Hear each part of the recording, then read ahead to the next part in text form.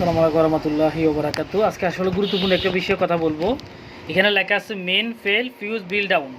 এই লেখাটা আসে না এমন কোনো আইপিএস নাই। মাঝে মধ্যে যারা যে কি অথবা নাতাশা গোল্ডের আইপিএস ইউজ করেন তাদের ক্ষেত্রে এই লেখাটা আসে অনেক সময়। এই লেখাটা কেন আসে, কোত্থেকে আসে, কি সমস্যা হলে এই লেখাটা আসে, এই লেখাটা সলভ করতে হলে এই লেখাটার যে ডায়াগ্রাম কতটুকু আছে সব কিছু বলার চেষ্টা করব।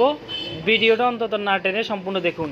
আপনারা যারা আইপিএস এর কাজ করেন তারা কিন্তু এই ধরনের সমস্যা, এখানে কিন্তু কারেন্টের লাইন, ফিউজ লাইন সব কিছুই ওকে আছে, তারপরে এই সমস্যাটা কেন আসে তো এই আপনাদের সামনে সমাধান করার চেষ্টা করব। তো আপনারা সবাই ভিডিওটা না টেনে সম্পূর্ণ দেখার চেষ্টা করবেন। আর এই সমস্যা হলে কোন কোন পার্টসগুলো ফলো করবেন এবং মাপ দেবেন, ঠিক না থাকলে এই সমস্যা আসতে পারে। অর্থাৎ একটা না একটার ভিতরে আপনারা এই ধরনের সমস্যাগুলো পেয়ে যাবেন।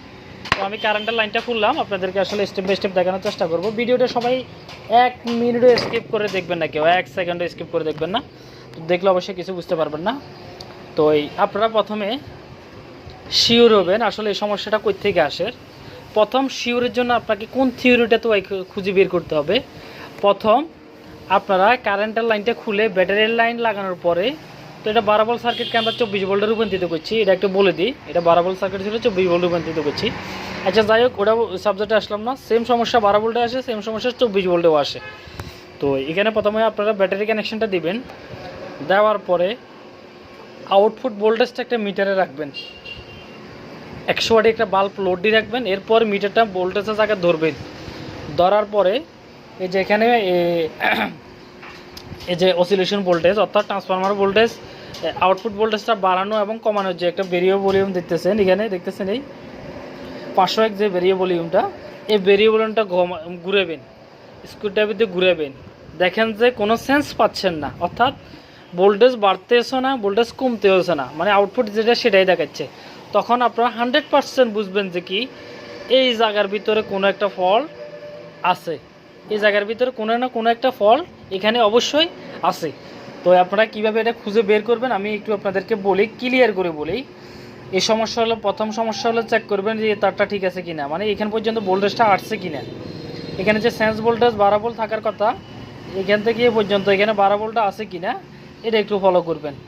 যদি দেখেন যে এ তার এখানে 12 ভোল্ট নাই, তাহলে এ তারটা যেখান থেকে আসছে ওইখানে 12 ভোল্ট আগে আছে কিনা দেখবেন, ট্রান্সফরমারের তারের ভিতরে 12 ভোল্ট আছে কিনা দেখবেন।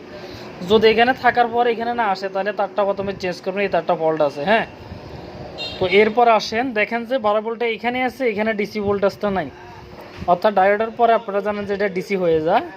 অর্থাৎ এখানে একটা নেগেটিভ ডায়োড আছে, একটা পজিটিভ ডায়োড আছে। আপনারা একটা পজিটিভ ধরবেন, একটা নেগেটিভ ধরার পর যদি এখানে 12 ভোল্টটা না পান, তখন এই সাইডে ডায়োডগুলো খারাপ। একটা ডায়োডগুলো খুলে মাপ দেবেন, বোর্ড উঠানো লাগবে না, যেহেতু এটা ডবল লেয়ার বোর্ড, তাহলের মাথায় আমরা লাগালে ডায়োডগুলো উঠাইতে পারবেন, আবার লাগাইতেও পারবেন। তো ডবল লেয়ার বোর্ডে একটা সুবিধা আছে। এরপর আসেন, দেখেন যে এখানেও ডিসি ভোল্টেজটা আছে, কিন্তু বাড়তেছে না কমতেছে না ভোল্টেজ, এরপরে সেন্স পাচ্ছে না কেন। এখানে দেখেন একটা 1 কিলো ওহম রেজিস্ট্যান্স আছে আর একটা 6.8 কিলো ওহম রেজিস্ট্যান্স আছে। এই দুটি রেজিস্ট্যান্স এক প্রান্ত খুলে মাপ দিবেন, বোর্ডে লাগানো অবস্থা মাপ দিলে অ্যাকুরেট রেটিং পাবেন না। তো এখানে এই যে এই বিষয়গুলো একটু খেয়াল করবেন। এখানে একটা 1K আর একটা হলো 6.8K, এই দুটি রেজিস্ট্যান্স ঠিক আছে কিনা। আর 100% অথেন্টিক মিটার দিয়ে মাপ দেবেন, তাহলে রেজাল্টটা ভালো পাবেন। এরপরে আসেন,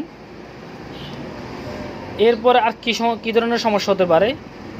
এখান পর্যন্ত যদি ঠিক থাকে রেজিস্ট্যান্স, এরপরেও যদি সমস্যা না হয় তাহলে ভেরিয়েবল ভলিউমটা শর্ট আছে অথবা নষ্ট আছে, এই কারণে সমস্যাটা হইতে পারে। এটাও চেঞ্জ করে দিবেন। তাহলে আমাদের এখান থেকে যতটুকু জায়গা আছে ততটুকু জায়গা আপনাদেরকে দেখানোর চেষ্টা করছি। আবার এখান থেকে একটা সেন্স এই জায়গায় সিস্টেম আইসিতে পাঠানো দেওয়া হয়েছে, ডবল লেয়ার বোর্ড, ওইখান দিয়ে এমনি সোজা এসে এখানে ঢুকে গেছে। মানে এসি ভোল্টেজ যে সে পাইছে, এখানে যে সেন্সিং ভোল্টেজটা পাইছে সেটা সে বুঝিয়ে দেবে যে এখন কারেন্টের লাইন পাওয়া গেছে, এখন আইপিএসটা কোন মোডে চালাতে হবে সে বুঝে যাবে আর কি। তো আমাদের ভিডিওগুলো যদি আপনাদের ভালো লাগে থাকে অবশ্যই ফেসবুক পেজটি ফলো করে সবার সাথে থাকবেন। মন চাইলে একটা লাইক দিবেন। অনেকে আছেন ভিডিও দেখেন লাইক কমেন্ট কিছুই করে না, শেয়ার করে না। তো এগুলো শেয়ার করে যদি আপনার টাইমলাইনে রেখে দেন, এ ধরনের সমস্যা হলে আপনি কিন্তু খুঁজে বের করে করতে পারবেন কাজগুলো। তো আমি আপনাদের সামনে এই তারটা প্রথমে চেঞ্জ করব। এই তারটা চেঞ্জ করার পরে আসলে সমস্যাটা হয় কিনা একটু দেখব। তো আমি হাতে আসলে মোবাইল বন্ধ করব না, মোবাইল কিছুক্ষণের জন্য তারটা চেঞ্জ করা পর্যন্ত একটা স্কিপ করব। তো আসলে আমরা স্কিপের পর আবার চলে আসলাম। দেখেন আমরা কিন্তু এই তারটা এখানে লাগানো ছিল, একটু ক্লিয়ার করে আপনাদেরকে দেখানোর চেষ্টা করি। এই তারটা কিন্তু এখানে লাগানো ছিল, আর এখানে আমরা একটু শক্তমুক্ত একটা তার লাগিয়ে দিয়েছি, যেহেতু আমরা সেন্সটা পাচ্ছি না। এই যে দেখেন আমরা এখন একটু ভালো একটা কট লাগিয়ে দিয়েছি। তো এখন আসলে দেখি আমরা কারেন্টের লাইনটা একটু ইনপুট দিয়ে দেখি।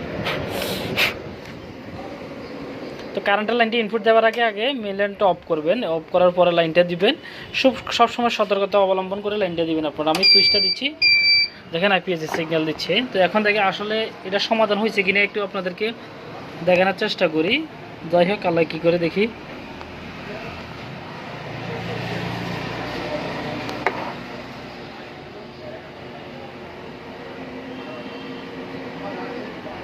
এই যে ইনশাল্লাহ আল্লাহর রহমতে এটা হয়ে গেছে। দেখেন মেইন অন, এখন কিন্তু মেইন যে সিগন্যাল এটা পেয়ে গেছে। তো ওই দেখেন এখন আসলে খুব খুশি লাগতেছে যে এ ধরনের সমস্যা হলে এই ধরনের সমস্যাগুলো কই থেকে আসে, কেন আসে। যখন দেখবেন একটা কাজ করে আপনার সাকসেস হবেন, দেখবেন নিজের কাছে তখন একটু আনন্দ ফিল হবে। তো আপনারা যারা এই ধরনের সমস্যা ভুগছেন তারা কিন্তু এভাবে কাজগুলো করলে আপনারা সবাই সফলতার দিকে অবশ্যই আগাতে পারবেন। আমার ভিডিওগুলো সবসময় ফলো করবেন, দেখবেন। আসলে লাইভে দেখানোর চেষ্টা করি, অনেক সময় লাইভে করলে ভালো হয়। আসলে লাইভ করার জন্য ক্যামেরা লাগতে হয়, ক্যামেরা স্ট্যান্ডে দিলে ক্যামেরা স্ট্যান্ড থাকে না। আর কেউ যদি দোকানের সামনে থাকে অথবা কাজ করার সামনে থাকে, তাও ভিডিও করতে ভালো লাগে না, নিজের কাছে একটু আনন্দ ফিল হয় না। একা একা যখন কাজ করি আবার কাজের ভিডিওগুলো দিতেও আপনাদেরকে খুব ভালো লাগে, এই আর কি। সিঙ্গেল ভিডিও করাই পছন্দ করি সবসময়। তো তারপরেও যতটুকু পারি আপনাদেরকে দেখানোর চেষ্টা করি। তো আমাদের ভিডিওগুলো যদি আপনাদের ভালো লেগে থাকে, অবশ্যই এই যে ধরনের এই যে সমস্যা, হাজারো যুবক সমস্যাটা সমাধান করার চেষ্টা করতেছে 64 জেলার ভিতরে, কিন্তু অনেকে পারতেছে না, কিন্তু চেষ্টা করতেছে। আসলে এই ধরনের সমস্যা কোত্থেকে আসতেছে, কিন্তু আমার ভিডিওটা যদি শেয়ার করে দেন, অন্তত একদিনের জন্য শেয়ার করে আবার ডিলিট করে দেন, কোনো সমস্যা নাই। কিন্তু তারপরেও আপনার শেয়ারের কারণে মানে আপনার যেরকম কষ্ট পাইতেছেন এরকম কষ্ট ওই ভাইও পাইতেছে। যদি শেয়ার করে দেন অবশ্যই, তাহলে ওনাদের উপকার হবে, আপনাদেরও উপকার হবে, এতটুকুই আর কি। সবাই ভালো থাকেন, সুস্থ থাকেন, দেখা হবে নতুন কোনো ভিডিওতে আপনাদের সাথে আমাদের আবার। আসসালামু আলাইকুম।